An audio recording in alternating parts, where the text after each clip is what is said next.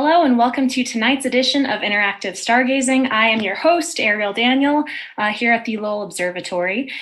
So for the next half hour or so, we'll be looking at a bunch of really cool deep sky objects, objects hanging out. The telescope that we're using right now is a 14-inch plane wave, and the camera that we're using is Cam, or the software that we're using is Cam software. So we have a little camera mounted onto this neat little telescope, and we can jump from deep sky object to deep sky object. So feel free to put any requests in the comments, because we can definitely try and grab whatever. So to start off, the object that we're looking at here is called M3, or Messier 3.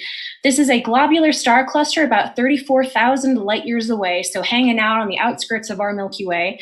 It's a globular located in the constellation Canes Venatici. Depends on how you read it, I guess. And this was the first object discovered by Charles Messier back in 1764, or I suppose the first official object in the Messier catalog. And what that is it's a catalog of about 110 deep sky objects. And this astronomer, Charles Messier, was going through the sky cataloging objects that were not comets. And this Messier catalog is still very popular today. Very bright deep sky objects, and M3 is one of them.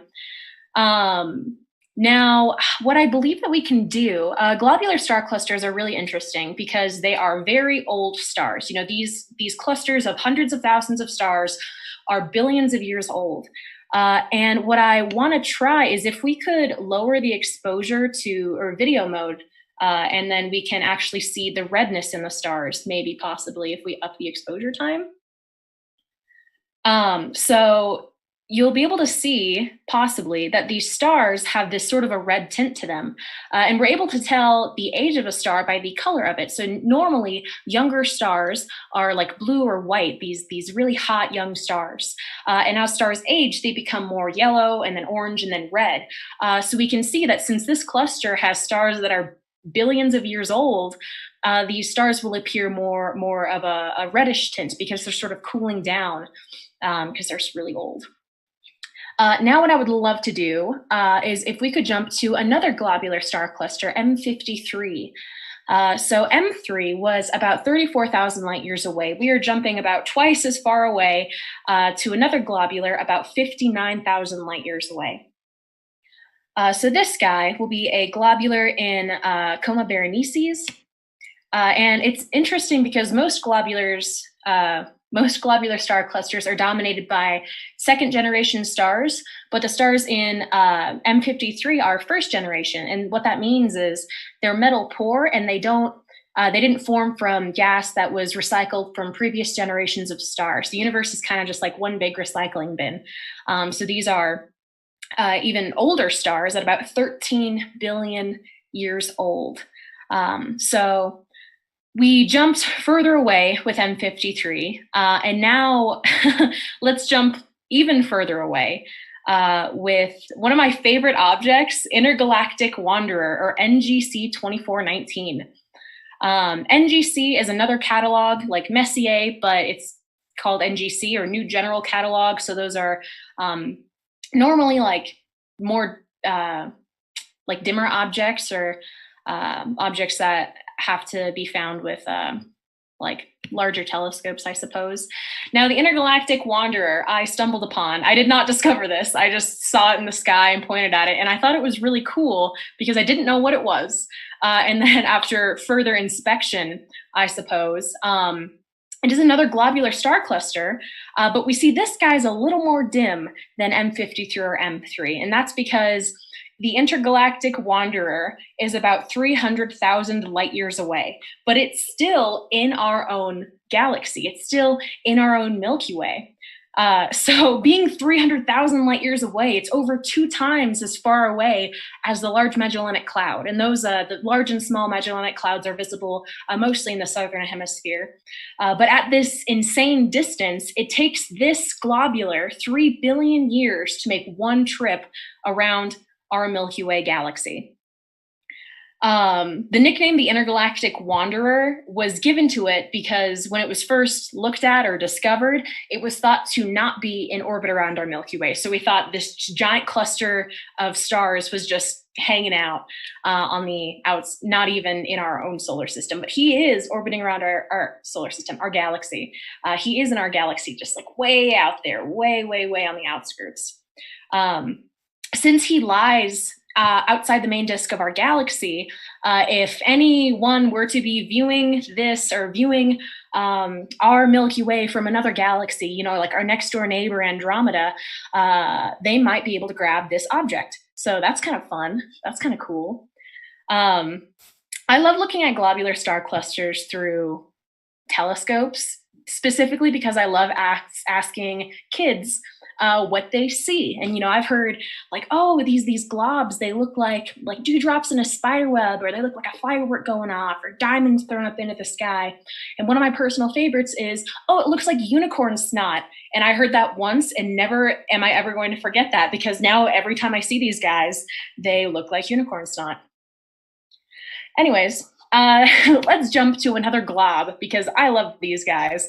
Let's try NGC 2298. So this guy is a lot closer than the Intergalactic Wanderer.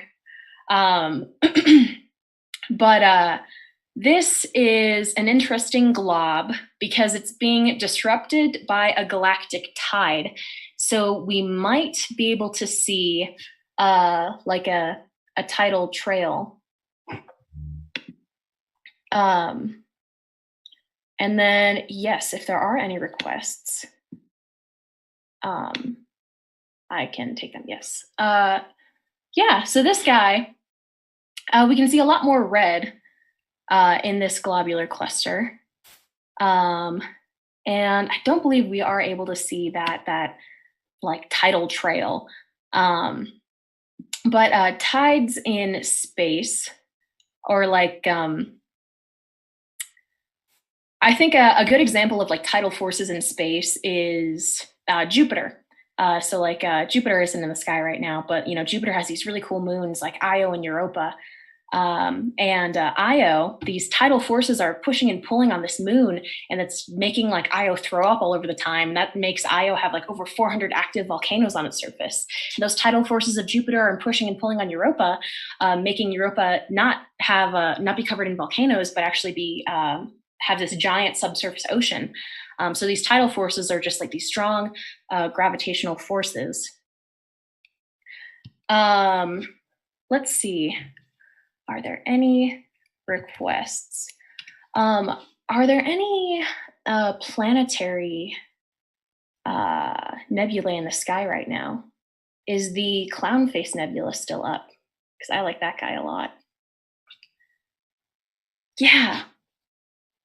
So this is a planetary nebula. So this object is the death of a sun-like star.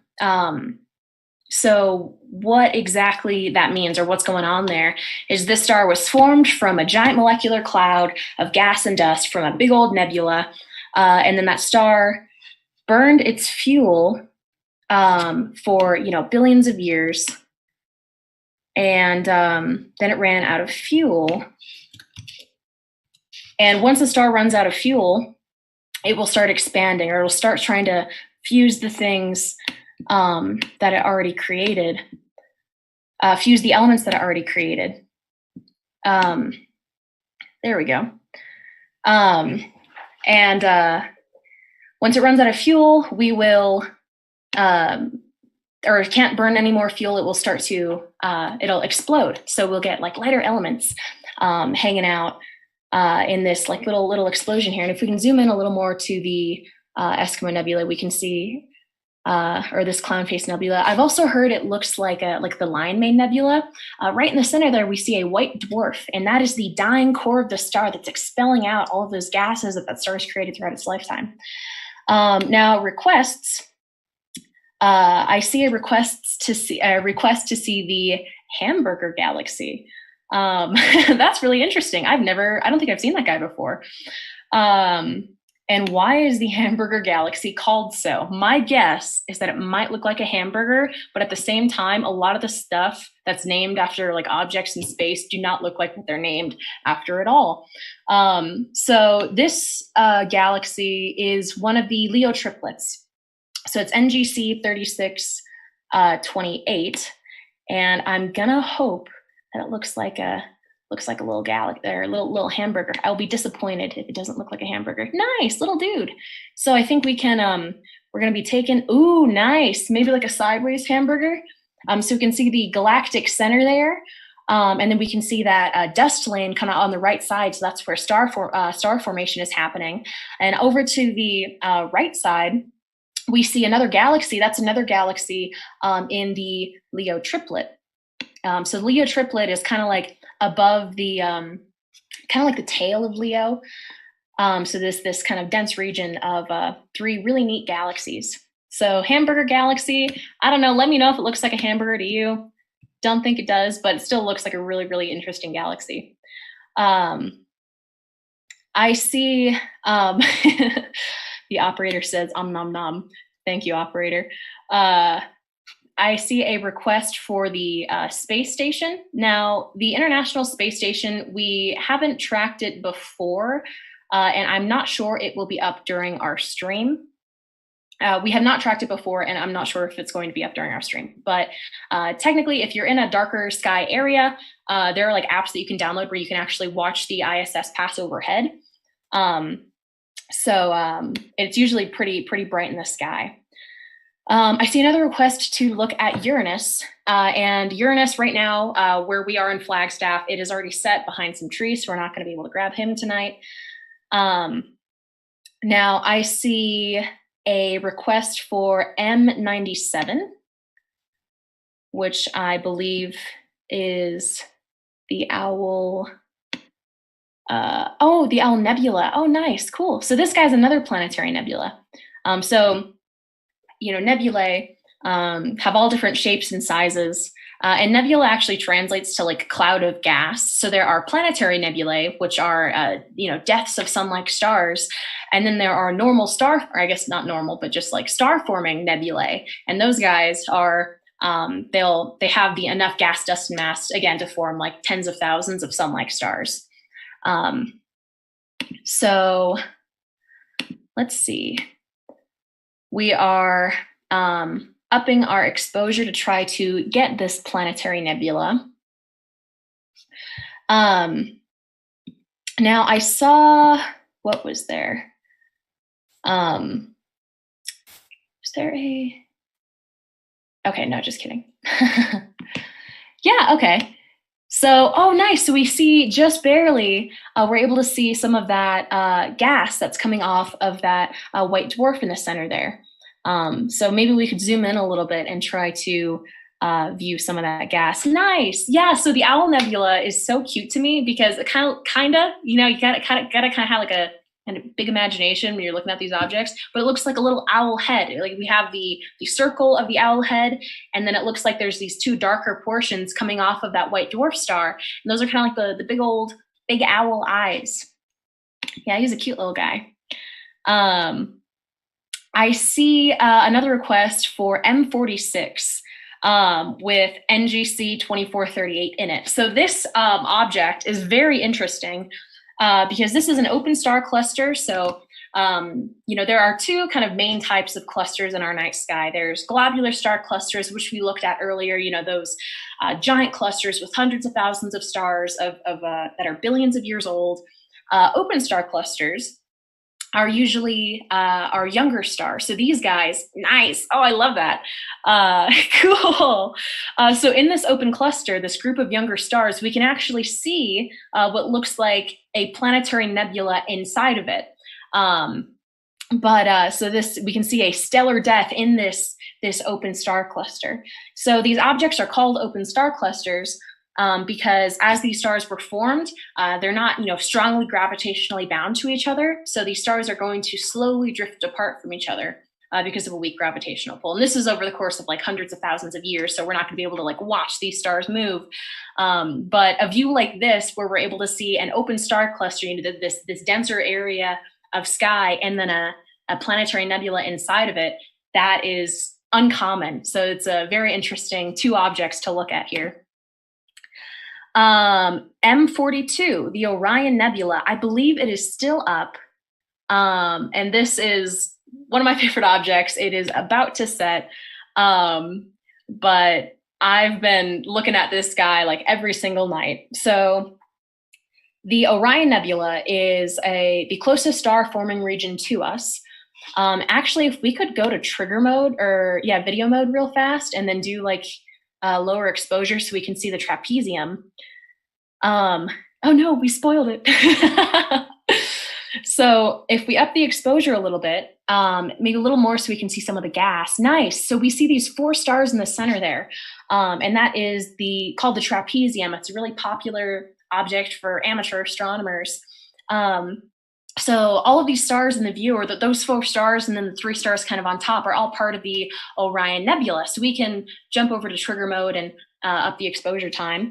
But looking through like telescopes with your naked eye, or I guess looking through telescopes just with your normal eyeball, this is kind of one of my favorite objects. And with this program that we're using, we're able to take, I believe this is a 6-second exposure of the Orion Nebula. So we're able to see a lot more light than our normal eyeball can, because your eyeball forgets what it sees every second. We can't like stack images in our eyeballs. I wish we could, though. That would be sick. So this program that we're using, we're taking, again, 6-second exposures. So we're able to stack images every second to gather as much light as we can. Or I guess we're taking like having the camera shutter open for 6 seconds. So we're able to gather a lot of light. So we're able to see, that center of that nebula is kind of like, looks almost blown out with how bright those protostars are.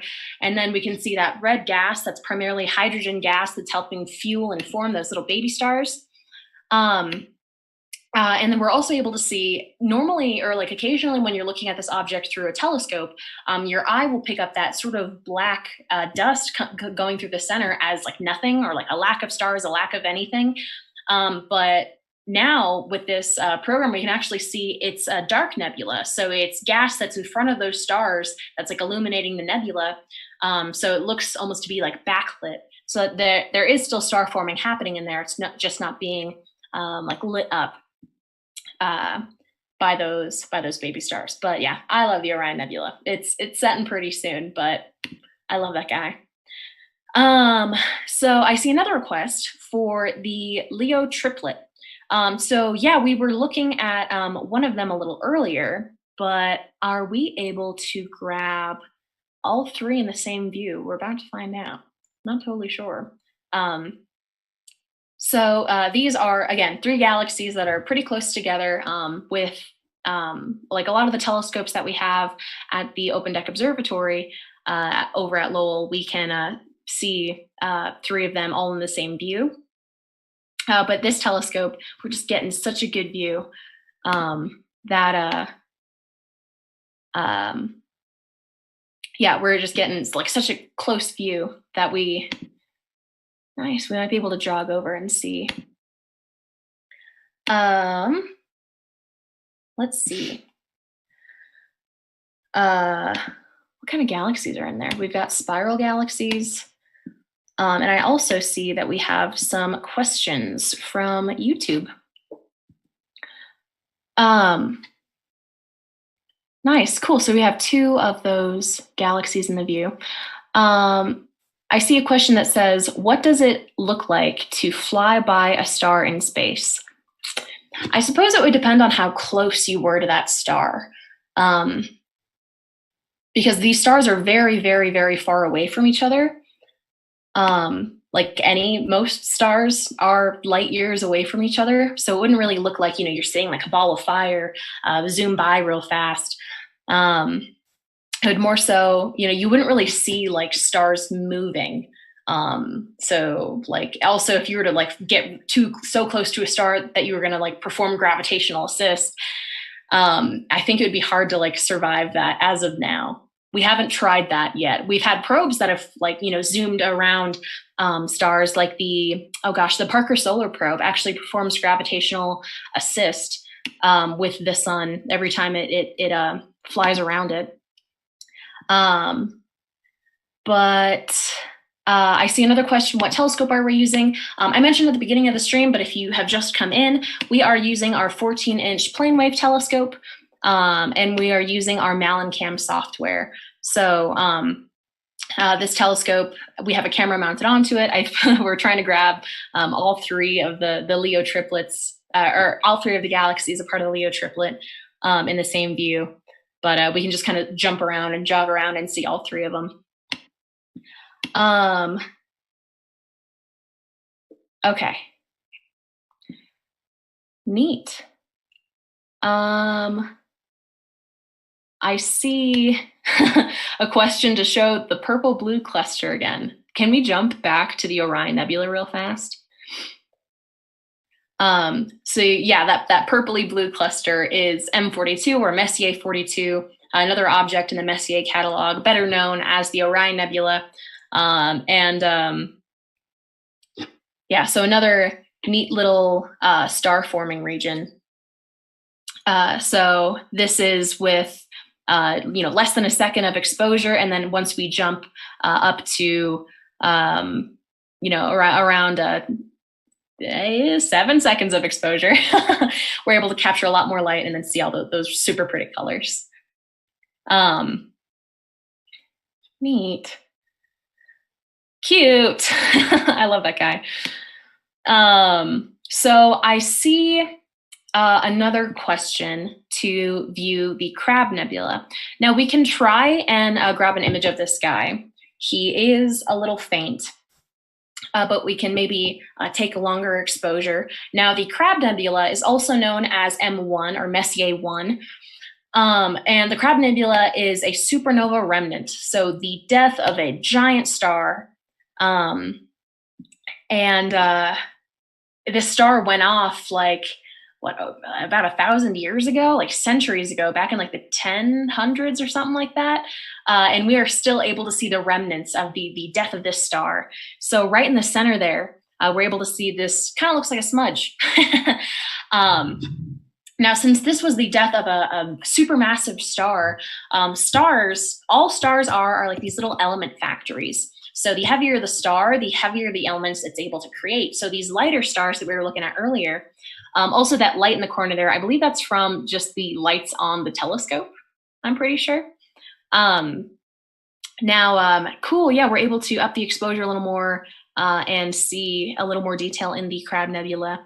So since this was the death of a more massive star, we get more like heavier elements and metals coming from this stellar death. So if you're wearing like a gold ring, that gold was formed from within a supernova.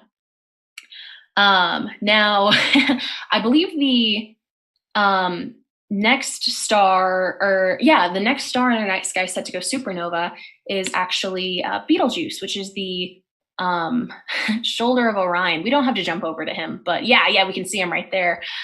So that star is set to explode like tonight, tomorrow, or like 10,000 years, but that's like pretty close in space time.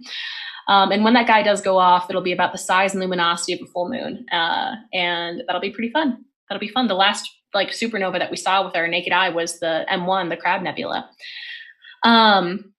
I see a request for M81, Bode's galaxy. I really like M81. I've been looking at it a lot recently. We might be able to grab some of the spiral arms in it, but it looks like this nice, like big galaxy. I believe this guy's about 22 million light years away.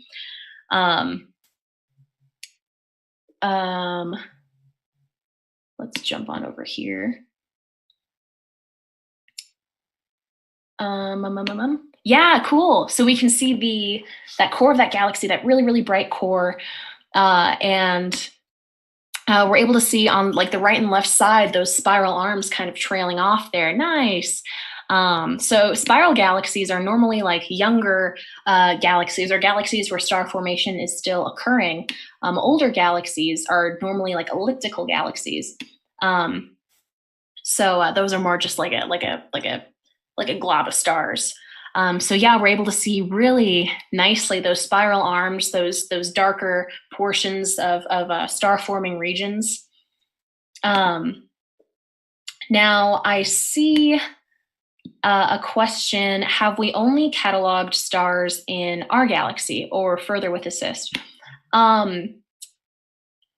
We haven't even cataloged all of the stars in our own galaxy, and then there are like the Magellanic Clouds, which we have. I want to say there's we actually have one of our astronomers at Lowell has been looking at like runaway stars in the Large Magellanic Cloud, or Wolf-Rayet stars. So we are able to like observe stars in some distant, not like it's difficult to see stars in further away galaxies because of how far away they are, or like to name these stars. But yeah, for the most part, most of the stars that we have ever cataloged are only in our own galaxy. Yeah. Yeah, I love the Bode's galaxy. I love M81. So, I saw a question I saw requests I totally missed. My bad. M37, Messier 37, is called the salt and pepper cluster. And why is it called the salt and pepper cluster? Because apparently it looks like salt and pepper, but I think that most of these objects most open star clusters look like salt and pepper. Let's see. Yeah, open star clusters are, again, younger clusters of stars. And this guy is going to be within our own galaxy. Yeah, so we can see, again, it's just this like super dense area of stars. Yeah, little baby stars. So we are almost out of time. I'm going to take a couple more objects.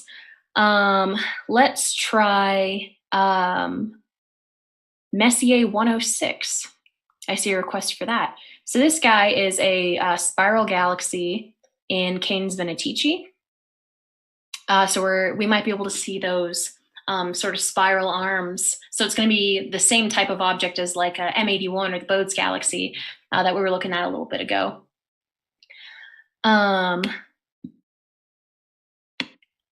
Jumping over to that guy.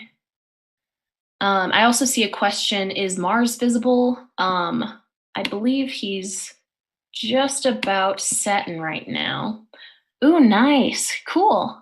Yeah, so we can see again that like star forming gas hanging out in that galaxy, yeah, M106, one of the last objects in the Messier catalog.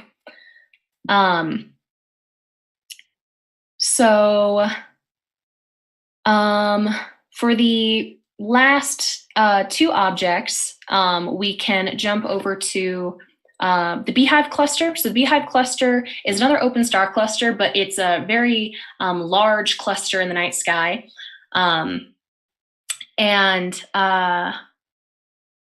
So we see a little tiny galaxy just behind. Oh, that's a good picture. That's a good picture of a M106.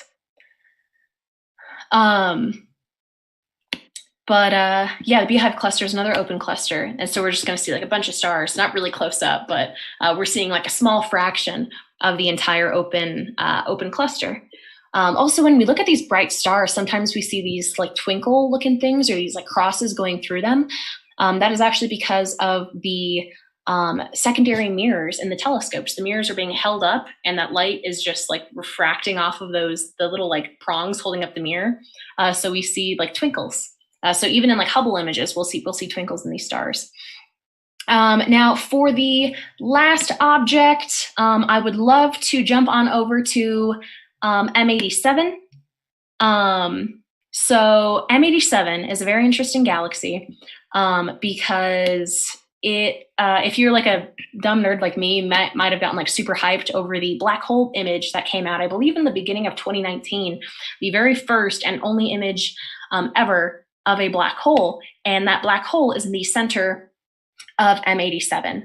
So it's the super energetic black hole that is like spewing out all of this mass and all of this energy. So I think we're actually able to see some of that light coming off of M87, just off on the the left of it once we finish up our exposure here. But while this is this exposure is going off, I do want to let you guys know we are doing another interactive stargazing later today on our new Twitch channel at Lowell Observatory at 9 p.m. So if we didn't get to your object, or if you want to like hang out and talk with some more of our educators, you can totally go and hang out over on our Twitch channel. So I think we're going to, so yeah, this guy right here is M87. So it looks like more of an elliptical galaxy. I think we can also see two galaxies off to the left there. Or three of them. Oh, nice. Yeah, so these galaxies will be more like fuzzy and stars will be more like pinpointy. But yeah, the center of that galaxy is where M87, or the supermassive black hole in M87, is hanging out, and that is where that black hole picture came from. Came from this little galaxy guy. Neat. All right, so I think we're gonna try to see or lessen the exposure a little bit. But with that, I want to thank you guys so much for hanging out with me tonight. Thanks for sending us these requests, and we'd love to see you later on our Twitch channel at 9 p.m. So thanks again, and we'll see you later.